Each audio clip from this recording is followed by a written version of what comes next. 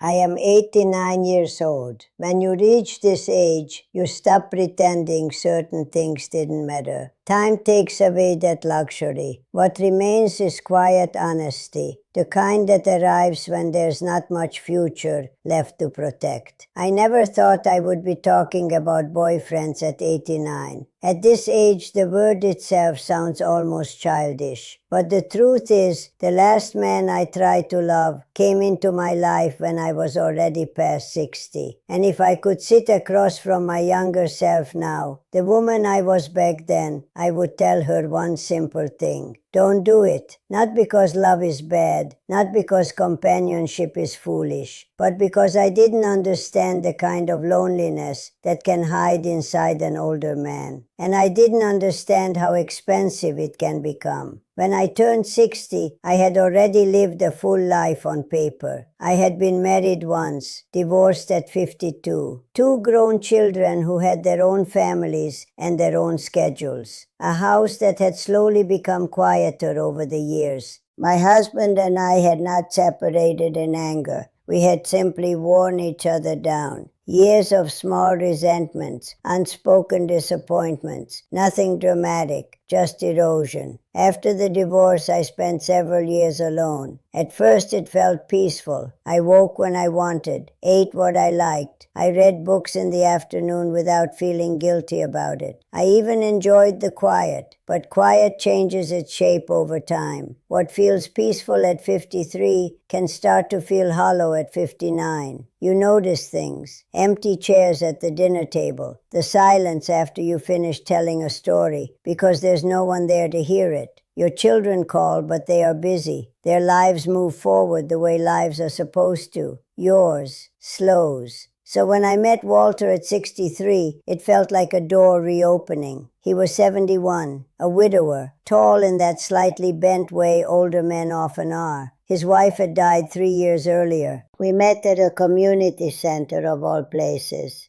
A small lecture about local history. I remember he laughed at something the speaker said, a quiet laugh that sounded genuine. After the talk, he asked if I would like coffee. I remember thinking how polite he was, how careful. At that age, politeness feels like respect. For a while it was nice. We had dinners, walked through the park, talked about ordinary things. His years working in construction, my time as a school librarian. 2 older people sharing space in the late afternoon of life. It felt gentle, at least in the beginning. Older men carry something with them that younger women rarely notice. History, not just memories, weight. Walter spoke about his wife often, not in a romantic way, just facts. Things she used to cook, trips they took decades earlier, the way she folded laundry. I didn't mind at first. After all, I had my own past too. But slowly I realized something. He wasn't remembering her. He was still living with her.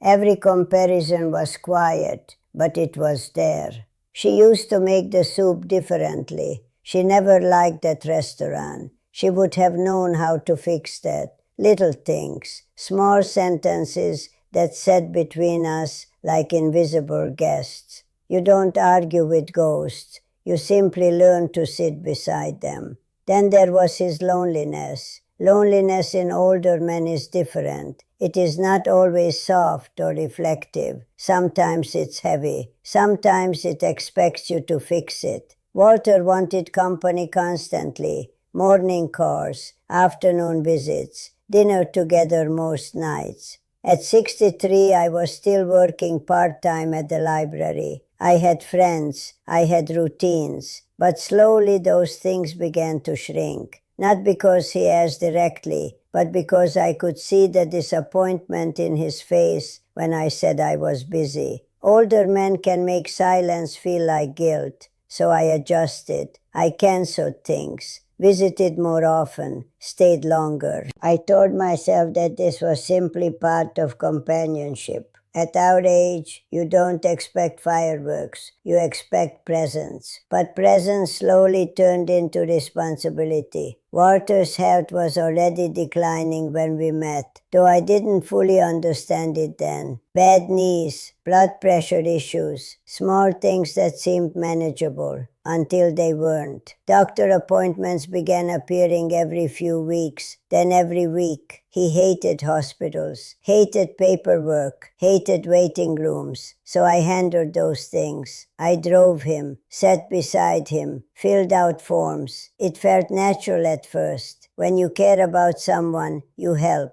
But one day I realized something uncomfortable. I had become less of a girlfriend and more of a caretaker, without ever agreeing to it. My children noticed. My daughter once asked gently, "Are you happy?" I said yes. I think I believed it at the time, but happiness at that stage was mostly about avoiding loneliness. And avoiding loneliness can lead you into situations that slowly drain you.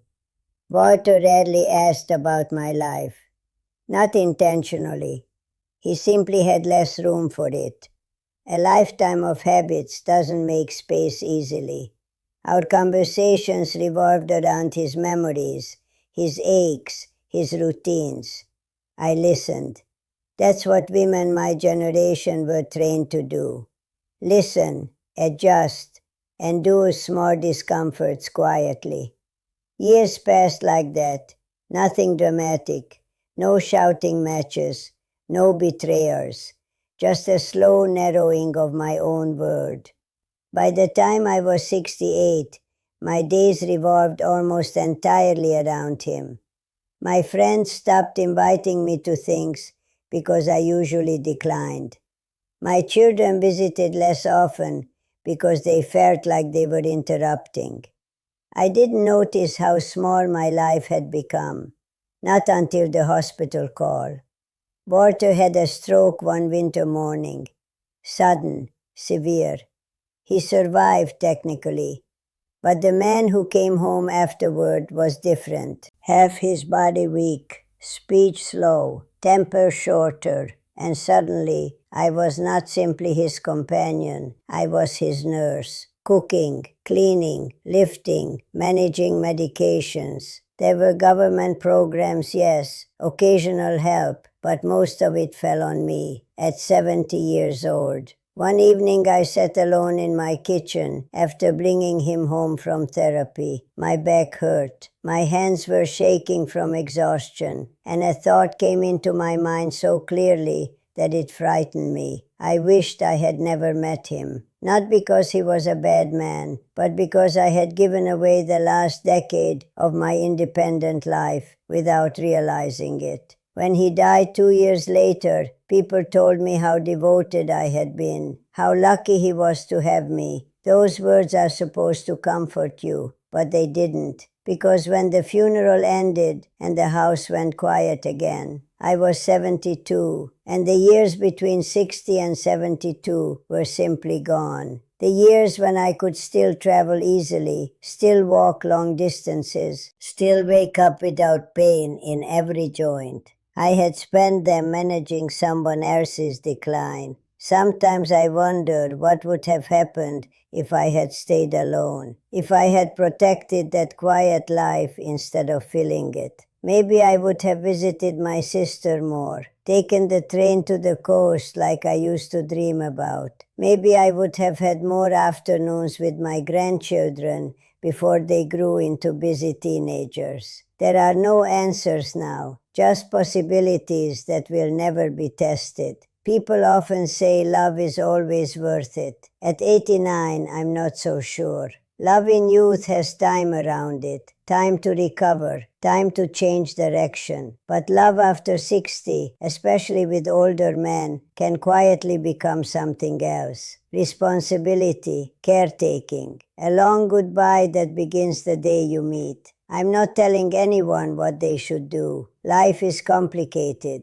Loneliness can be heavy. Sometimes sharing it feels better than carrying it alone. But I wish someone had told me this truth when I was 60. Older men are not starting fresh chapters. Many of them are finishing the last pages of their story. And if you step into that story, you may spend your remaining years watching it end, instead of living your own. I don't hate Walter. I remember his laugh at that history lecture. I remember the way he held my hand during quiet walks in the park. There was kindness there. There was companionship. But there was also a cost I didn't see until it was already paid. Now my days are quiet again, quieter than before. My children visit when they can. The grandchildren call sometimes. The house creaks in the evenings. I sit by the window most mornings with tea and watch the street wake up. At 89, you begin counting time differently, not in years, in seasons. I probably have a few left, maybe. So if you're listening to an old woman talk about something as strange as boyfriends at this age, understand that I'm not trying to teach you anything. I'm simply telling you what I learned too late. Some kinds of love arrive when the clock has already run out. And sometimes the bravest thing a person can do, especially later in life, is protect the time they still have. I didn't understand that at 60, but I do now. And at 89, understanding is about the only thing that arrives exactly when it's no longer useful.